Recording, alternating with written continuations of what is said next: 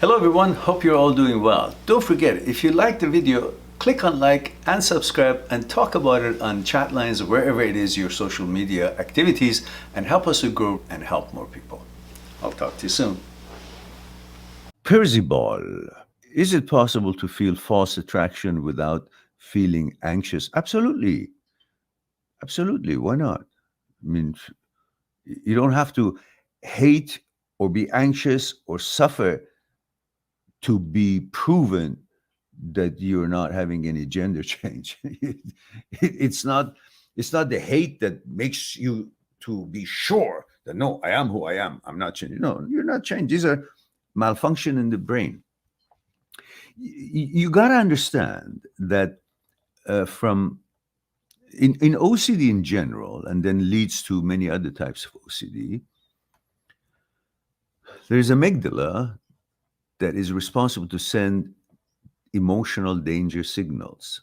Like, for example, when there was dinosaurs coming after you a long time ago, then the amygdala, if you would hear it tweak in the jungle, you wouldn't wait to see what it is. Is it a dinosaur? Is it something fierce, fearful that is going to attack me? No, you would just get the signal that they heard something.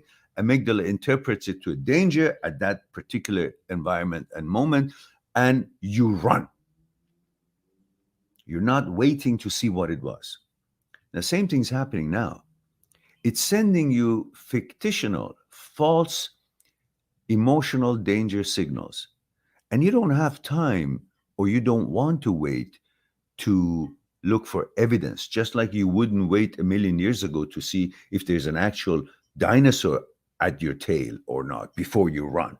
You would just run because you got a signal from amygdala that there's a danger coming. But amygdala makes mistakes, malfunctions, and overreacts and sends signals that are not there. It sends emotional danger signals which doesn't exist. And then, but you still, your body takes that order and reacts to it. And now that you have reacted while you're running, you actually believe there must be a dinosaur because I'm running. If there wasn't, I wouldn't be running.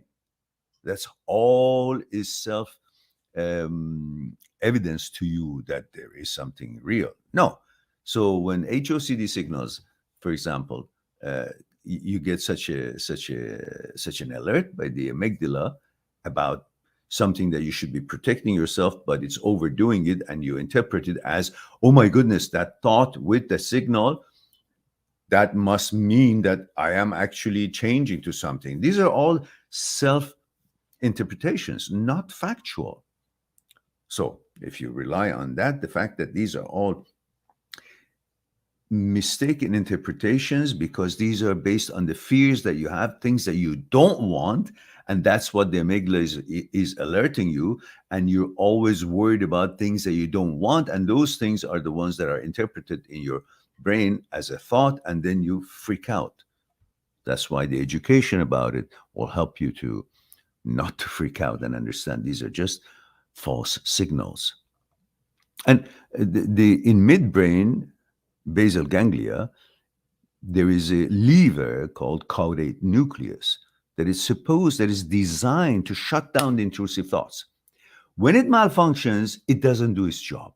So intrusive nonsense thoughts show up, and caudate nucleus, since it knows it's not in line with your values, it's supposed to shut it out. It doesn't. When it doesn't shut it off, which is not working, it's malfunctioning, the idea and the thought is hovering and doesn't disappear. When it doesn't disappear, you conclude it must mean something, because if it wasn't true, it would disappear. No, it's not disappearing not because it's true, it's because you're malfunctioning on your caudate nucleus is not working.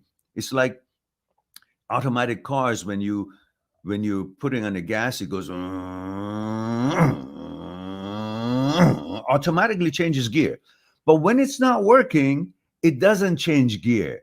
So when it doesn't change gear, you're not supposed to say, oh, it's supposed to be sounding like this. No, it's a mistake. So it just goes, doesn't change gear. It doesn't mean that it's a correct gear. It just means there's a malfunction in the automatic behavior and the program to shut down and change the gear. So in that way, you're supposed to actually grab onto the manual gear shift gearbox and put it in the gear. Same thing when we malfunction in our brain and the signals don't come in, caudate nucleus is not working to shut down the intrusive thoughts. You're supposed to rewire and teach the brain how to relearn it and start getting back to the default setting.